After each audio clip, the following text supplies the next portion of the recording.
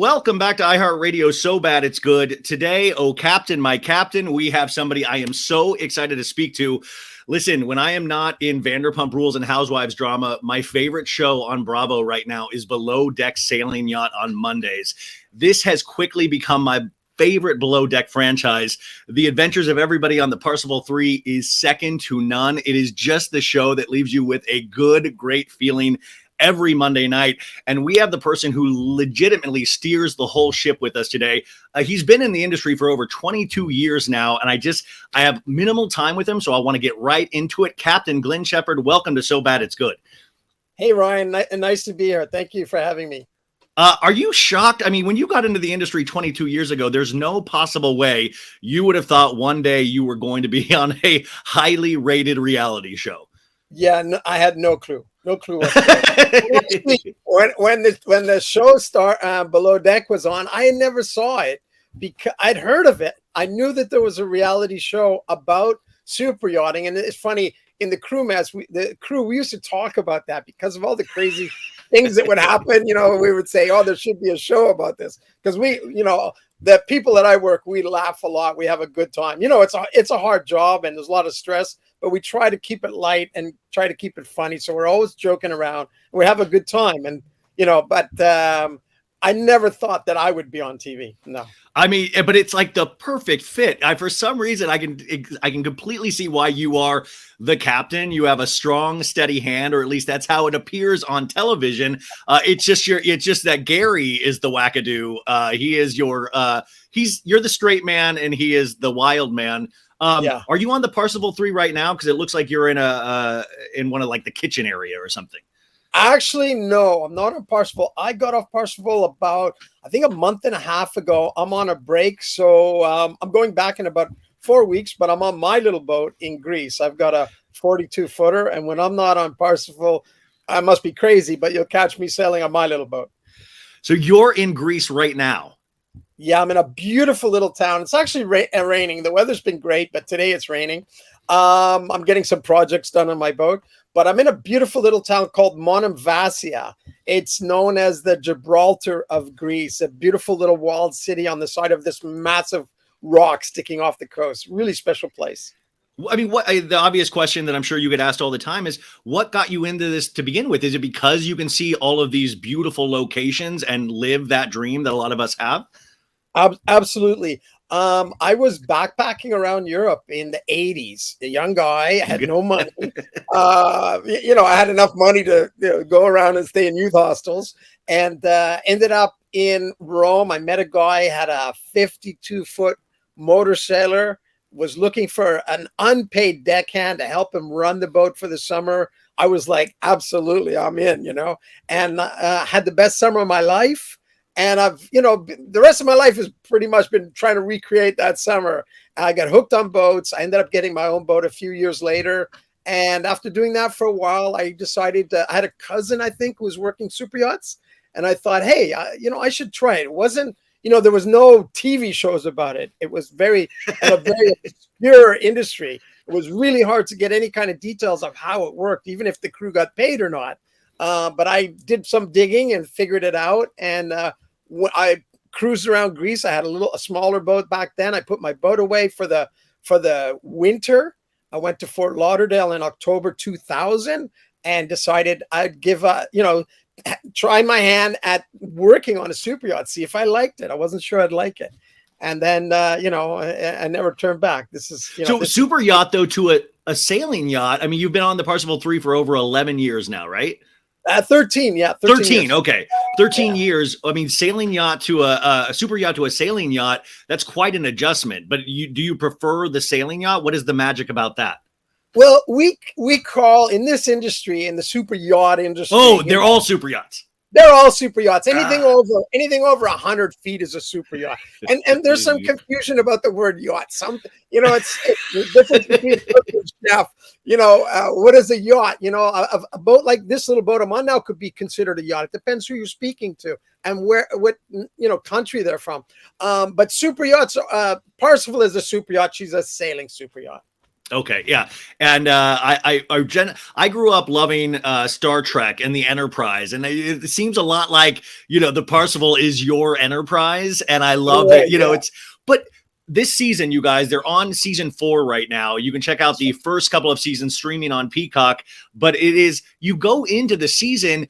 The sailing yacht is not working. I mean, you immediately come on, and Colin has to rejigger the entire system to get the engine going. How does that possibly happen so close to charter guests coming on? Exactly. And a lot of people, a lot of people online look at that scenario and like, oh, why didn't you check this? And why Yeah. didn't you check that? Like it's that easy, or that we didn't think of that. Look at Formula One cars. They spend 200 or 300 million. They put all this 3 or 4 million into the car. They get it in a race, and it only does 50 out of 70 laps, and it fails. They're complicated. This boat had just crossed the Atlantic, just crossed from Spain to Sardinia, had that part that failed off the boat, had it cleaned, had it checked, and had it pressure tested.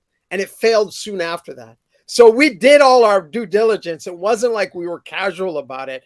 It's just sometimes things happen, sometimes things go wrong. You put a brand new part in your car, and the car, whatever that part was built on a Monday morning or a Friday afternoon, and it's a dud, and you have to go and change it again. Basically, that's it. Without going into any more detail, Yeah. It's not like we weren't paying attention. I've been doing this for 20 years. I've been on that boat for 13. That's the first time I've ever had that scenario. And I thought Gary did it. I thought Gary threw because he was sick off the boat. I was like, he doesn't want this boat to leave. He did this so he can get on the boat and film. Interesting interesting story. No, Gary was not sabotaging the boat. Trust me, everybody involved wanted that boat to work. And Colin swapped over with another engineer, and the other, they'd just come onto the dock. Everything was fine, and he wanted to check the engine, make sure it was working. Yeah. Well, he did, and that's when we discovered the problem. But it was a pinhole leak in a cooling system that cools the air that goes in the engine. It's cooled by seawater, and that pinhole allowed seawater to go into the engine. But it's kind of nice, though, then really it shows how good Colin is and why you need a really good engineer there to actually, it shows how the working environment actually works. So it's kind of exciting for the audience. Yeah, he's very essential. But what the solution that he came up with was unorthodox, and it worked, and it saved the day. So it's not just about him being an amazing engineer, but being a very clever guy. And when you're up against the wall and looking at losing the whole season, coming up with this amazing idea and actually making it work. So yeah, I'm very proud of Colin. Incredible job that he did. Well, so there's the element of loving actually what you're doing, going on the open seas, but then you also have charter guests that you introduce to this scenario. And we see a new one of those, new bunch of charter guests every episode. Each one brings a different kind of challenge in a way. And that's where you have all of your crew to service them. But does it take some of that magic away of like what you love to do or is that part of the thing you love as well, is servicing people looking to have the time of their life? No, it absolutely is. That's what I do. That's my job, is to, whether it's the owner, whether it's his guests, or whether it's paying charter guests, because we do this year round. It's not just when the cameras are there. We're doing the exact same thing with Gary, with myself, with some of the other crew that have been on. Paget worked on the boat. I don't know if you remember season 1, but he worked on the boat prior. Sierra worked on the boat. Byron, this is what we do when there are no cameras. It's pretty much the same thing. And so, yeah, it's what we want to do. We want the tools to be able to give the guests an amazing holiday, an amazing experience. And most of the time it works. That the first couple episodes this season, we weren't. They had the toilet paper, no toilet. They complained about the toilet paper, which was very interesting. They still gave you guys a good tip, but then you guys hit it out of the park with the most recent guest. Do you watch back the show? Yeah, I do. I watch every episode as they come out. Are you horrified sometimes? Are you horrified to see when you go to bed what happens on this boat? Have you had to have stern talkings to Gary, and how many stern talkings have you had to give him? Well, this is not my first rodeo, so I can figure out what's going on with it. And I was a young deck, I was a young deck, not that young, but I was a deck person back then. I was a mate, and it's the super yacht industry, and maybe even more so on sailboats. It's definitely work hard, play hard. These guys. So when they're doing their thing, that they pull out all the stops and they have some fun, and I'm amazed that they get right back into it the next day and can work again after. I can't believe it. I can't do that. I'm not much of a drinker. I'm not much of a partier. But as far as stern conversation with Gary, if things get out of hand, if it were to affect the charter guest experience, then I would have some very stern words. But you have to keep in mind, like when you do your show, and then you probably go home to a house or something, and whoever's, working with you, maybe above you, they don't have any say what you do on your own time, right? Or they shouldn't. And it's the same has to apply to a degree on a boat, because otherwise they're like in prison, and you're not going to get people to work like that. So it's a fine line that I walk to keep them in line, but give them enough freedom when they're on their own time.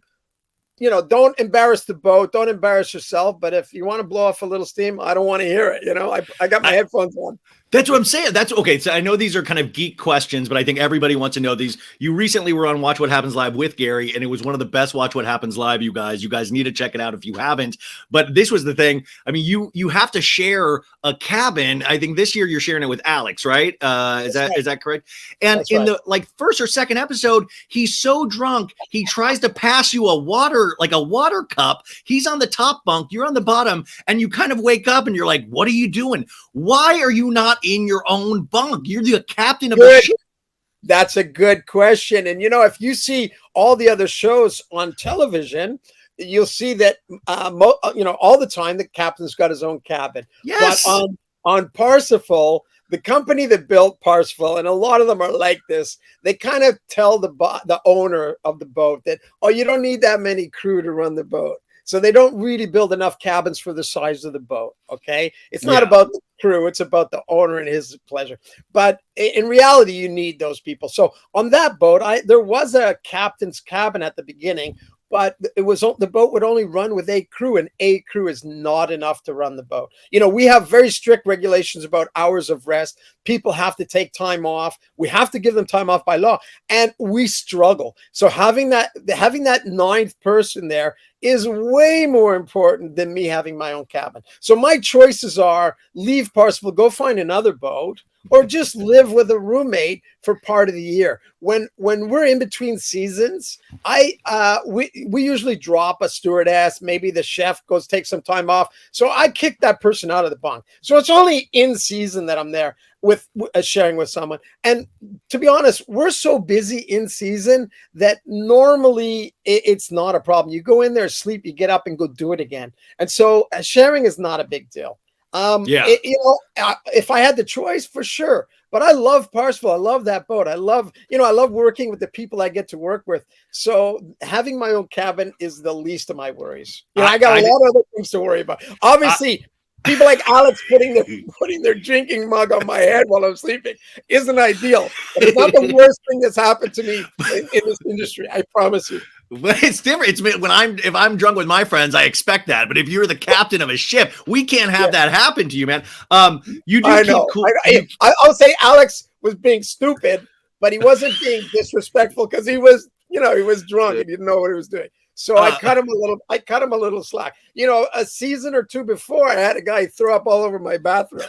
Well, that was way worse. Oh my God. Well, I mean, we have people. We had one of the stewardesses fall out of her bunk, scraped up her back a couple episodes ago. I mean, these people, it's such small space. And when you introduce alcohol into that, they legitimately fall every time. And I hate to say it, it's very entertaining to watch if you guys don't watch Below Deck Sailing Yacht yet.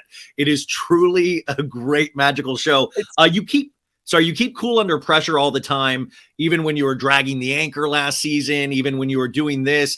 Is that something that you've learned over the years in this industry to keep cool under pressure, or growing up, you've always been like that? No, I think to a degree, I've been like that. But I think in this industry, when something happens, you've got to stop, think about it, and start quickly thinking about a solution. So you need to stay calm, because if you're not calm, then you know what I mean. You're not thinking correctly. And I don't know. That's just my style. I mean, I've seen a lot of stuff in my life. I've definitely seen a lot of stuff on my own boat. I've seen a lot of stuff on super yachts. You take it as stride. You see what your situation is, and then you start figuring out how you're going to get your way out of there. And Yeah, that's just my style, I guess. I want a full hour with you sometime, because you must have stories that would turn my hair white. My beard's already white, but like you must have adventures like Indiana Jones, where like over the last 20 plus years, I'm sure you have seen things that would like Oh my God. legitimately make us slack jawed. Oh yeah, lots of crazy stuff. In terms of your crew this season, you say, this is a working boat the whole year round. Were you happy overall with the crew? We're only 4 episodes in, you guys, so we've got a lot of below deck sailing yacht to go. Were you happy with the team that was put together for this season? Would you like to stay with this team potentially? I think they're a great team. I think obviously the core of the team is the department heads. So having what I call the dream team, Gary, Daisy, Colin, that makes my life so much easier, because I know what those guys are capable of. I know they're good at their job. I know I don't have to micromanage them, and that's a big plus. I know they'll take care of the entry level people that come in. As long as we have a good chef and people that come in with the right attitude, then I know I'm going to have a great season. Oh, I met Chef Marcos recently at a show, and he has 2 restaurants in Los Angeles now that he's a part of. He was amazing, but Chef Aisha seems amazing as well. Chef Aisha is she's very, very good.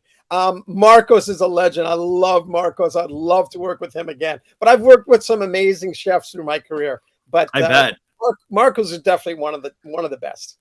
Is it funny to watch Gary get kind of a little jealous of Chase in terms of, Chase is really trying to step up, it seems, and Gary is like, no. It is funny to watch Gary try to, school somebody because he has more experience in this industry, but it is interesting to see that side of Gary of coming up and trying to teach somebody the proper way to do things, or to do it the Gary way. Yeah, exactly. Well, as far as I'm concerned, my department heads are God in their department. If they step out of line, I'll take them aside. Definitely not in front of the people that that are working with them. But I think Gary found himself stuck behind the 8 ball, because Chase and Alex were on the boat before he was. So he never got his opportunity to say, okay, guys, and set the tone for the deck. And so these guys are trying to figure it out on their own, which I have to commend them, because they did a great job. It was not easy not having Gary there. That's a big crew member to be missing. But I would say I love Chase. He's a great guy, but he probably would do himself a favor, step back and just follow Gary's lead, and don't say anything. Don't do anything. Keep it for later. You know what I mean? Maybe approach him later, but just keep for any crew member that or anybody I know trying to get into this industry, get in, keep your head down. Do what you're told. When you finish a job, go to your superior and say, what can I do next? If you have a question, you don't know how to do it, go and ask for help. But otherwise, keep your head down. Don't be talking back. That's not the way to do it.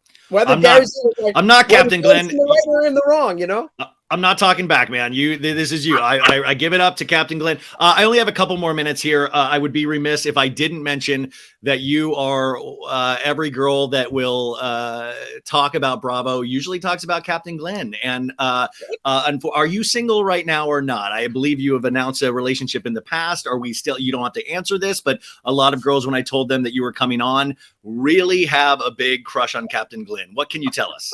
I find that very amusing. It's my true. Girlfriend's standing right here. I'm sorry. I'm so sorry. I didn't mean to ask that. It's okay. Not a problem. No, we've been together for, I think, coming up to 5 years.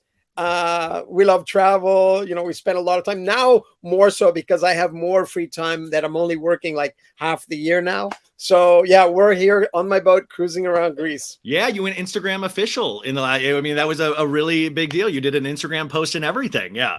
Yeah. We had our own reasons for keeping that on the QT, and things changed. So we thought, okay, now's the opportune time. We were on a trip to Mexico City. And that's when we made a little joke about it. And But I yeah. loved it. No. And then I guess winding down, can you tease anything for the rest of the season? Is it going to be a continually wild season? You started off with a bang, but like I said, we're only 4 episodes in. Does the season get crazier and present us with insane challenges that you have to go through? Well, all the challenges are not done. I'll say that. There's still more challenges to come. Still some crazy stuff coming. There's some crazy romance stuff going on still. I think you can see yeah. from the first There's a love triangle. We've got Gary and Daisy. And quadrangles, and it's definitely, there's gonna be some messy stuff there, 100%. But yeah, we still have some challenges that are not related to romance. But I think we've got an amazing crew again this season, and which I'm very happy for. And I think people are really going to enjoy it. There's a lot of cool stuff coming. Are you allowed to say if you're going to be at BravoCon in Vegas this year? I hope to be. I mean, I was there last year in New York, and I loved it. So it was so fun. Yeah, I definitely want to be. It was so cool. We're mostly behind the scenes doing meet and greets and stuff like that, and photo ops and stuff. But I got to go out on the floor a couple of times, and I kind of got mobbed by Bravo fans, and it was such a cool experience. It was like a rock star experience. I felt like Mick Jagger at the airport. You know what I mean? Everyone's coming up and saying, "Captain Glenn, can I get a selfie?" And the security was trying to tell me, you got to go in the back, and I was like, "No, just one more selfie." I loved it. It was very, very cool. The fans are amazing. I was at the hotel. You guys were all out, and I got to drink afterwards at one of the bars down there, and I got to see firsthand Gary work his magic on a group of ladies. And this guy is like a Beatle himself. When I was watching from across the bar. I was like, I think I might kiss Gary. He is so charming. I was like, I see it exactly. The charm exudes from this guy. And anyways, you are such a good person. It comes off on screen, and I legitimately look forward every Monday night to Below Deck Sailing Yacht. If you guys have not watched this, now is the time to get in. You can stream the first 4 episodes on Peacock. I'm telling you, and it's also the perfect show to get your boyfriend or husband into Bravo. Yeah. It's that perfect show that will get you into reality, but then it's a boat, so guys really dig it. Captain Glenn Shepherd, how do we support you, even though I know you've got your own gig on? Of course, follow you on Instagram, watch the show. Are you writing a book anytime soon? I'm in talks about it. Okay, and good. I think that's something that could happen. Yeah. But yeah, Instagram or Facebook. I try to interact as much as possible when I have time. But yeah, Captain Glenn Shepherd on both of those. Well, it has been an honor to talk to you, and I hope I get to talk to you again one day. But what a great show, and you have such an amazing job, and you do great at it. So thank you so much for being here today. Thank you very much, Ryan. And, maybe one day we can have you on board as a guest. Oh, okay. I'm on my way. Wait, where are you in Greece? I'm on my way right now. Let's do this. You heard it here first, folks. We're doing this.